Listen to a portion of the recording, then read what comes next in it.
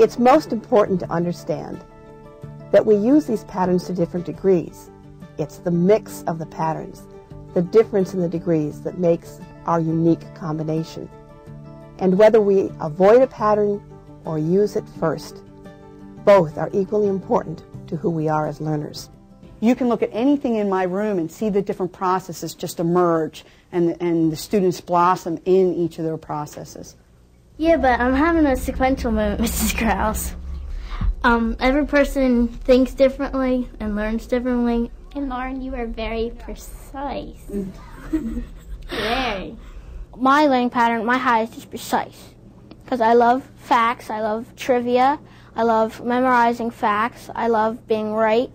Actually, I never really admitted that I'm wrong, but and my second is confluent because I'm really good at acting, and I really like acting out stuff, and I really like making jokes and make people laugh and stuff like that.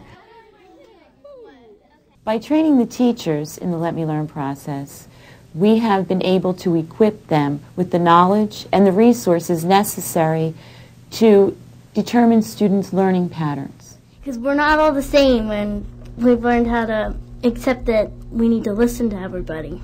And she puts us into different groups, like one sequential person, one precise, confluent, and technical.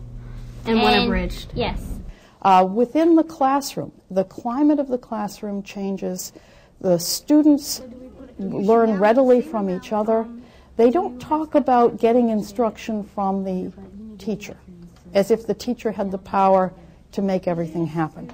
They thank the teacher in the surveys that we've done for helping them to become better learners. I didn't understand any of this before. Like, I was in here before, I didn't know about any of this, and then when I found out about how technical people just sit in the back and, and just do all the professors going on and just kind of like sit there quietly, I was like, wow, that's me. They are more involved in the learning process, they're more interested, and because the interest is there, they're being successful and their grades are improving, their work is improving. This sounds like something I really need to get involved in. I'm particularly enthusiastic about what you described as that energy, because more than anything, I think it's important that young people come to school because they want to, because the more they come, the more they're going to learn. And that whole motivation as to why should I come needs to be there.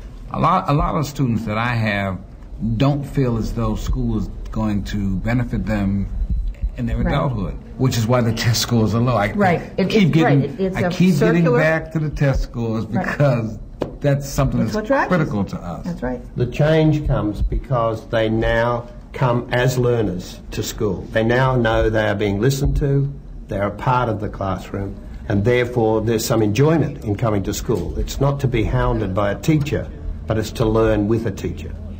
We want our students to feel good about themselves, and that's what this does.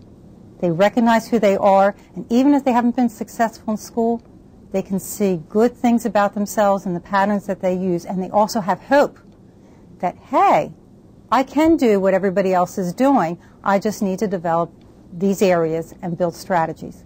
And then B, we want them to become, like I said before, independent learners. And essentially, we're going to learn for the rest of our lives. And so what do we want to do? We want to prepare our children for the rest of their lives. And that's what we're doing. We're giving them the tools to do that.